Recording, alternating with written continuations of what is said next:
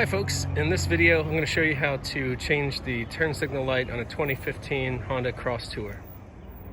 So I found out that the turn signal was out because my indicator was flashing much faster than usual on the driver's side when I was turning left. The bulb that in question is right here. It's an orange bulb. It's going to be the Sylvania 1157A. I've also got a little bit of bulb grease that I'm going to put around the base of this just to protect it over time. I had the hardest time figuring out how to get into this light assembly here.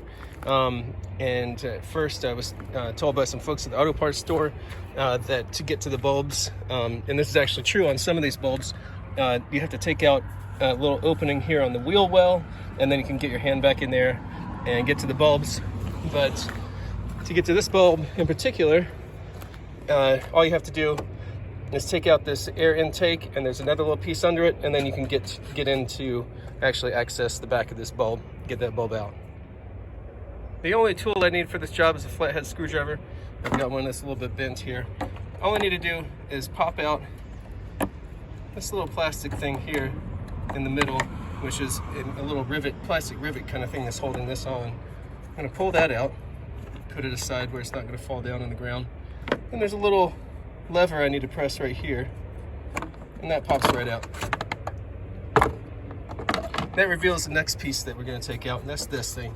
You just kind of get a good hold on it, pull that right out. Be very careful once you have this exposed, because you don't want to drop anything down into this thing here. I actually dropped a flashlight down into this, and I'm going to have to get it out because I don't want to have that in the intake, but just be very careful once that's open. I got the flashlight out using some Gorilla Tape and a long piece of metal here, and so now moving forward with this. So down over here on the front side of the car, this is the plug that we're wanting to get out. So we're going to turn it counterclockwise to get this out of there, and that's what the bulb is going to be attached to. All right, there's the bulb. Again, being very cautious that this doesn't fall down in here. I'm going to press this in just slightly and turn it to the left counterclockwise to get the bulb out of the socket. Okay, I've prepared my new bulb, trying not to touch the glass as much as possible, but these bulbs you can touch. You don't want to touch your headlights very much, but these are not as high heat. I've put the bulb grease around this. That might just add to the longevity of this bulb, and maybe it makes it so I don't have to do this fix quite as often. So now I'm just going to put this back into that little socket. I'm going to press down and in on it so that and turn it clockwise so that the bulb seats. Looking at the socket, you're going to see that there's two slots on either side of the socket. That lines up with these. There's two little bumps on this bulb. So when you insert it into there, it's going to slide straight down those slots, and then you're going to turn it clockwise.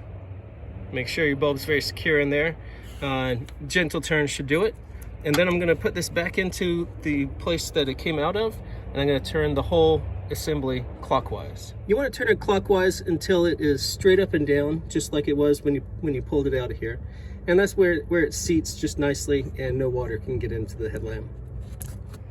Before I put these other pieces back on, I'm going to turn the car onto accessory mode, or just onto the on position, but not actually start it. I'm going to do that so that I can test my work, make sure this bulb is actually flashing, and so I don't have to take all this back off again. The way I do that here in the vehicle is I take my foot off of the brake actually. I press the start button once. That turns the power onto the vehicle, and then I press it again. That allows me to use some features like the turn signal. Turn it on, and the light's blinking, so it's a success. To turn the vehicle off and not actually start it, you just hit the button again without your foot on the brake, and that turns everything off. It's time to reinstall these pieces. So you'll see a notch at the top of this intake here. That's just going to go down around this little piece of metal here. All you got to do is just push down on this and seat it nicely. You don't want to push down a lot, but seat it so that it's nice and snug. You don't want to break the plastic under it. Now I'm going to take my intake here, and again you'll notice this lines up nicely with a little indentation here. We've got our spot over here, And just need to make sure we press this down onto that rubber gasket. Line up the hole, put this thing back in here. You want to make sure that it's separated as far as it can be so that it goes back down into the hole. And then press down on the tab to click that into place. This will seat very easily back into place. You just press it down and this little clip engages.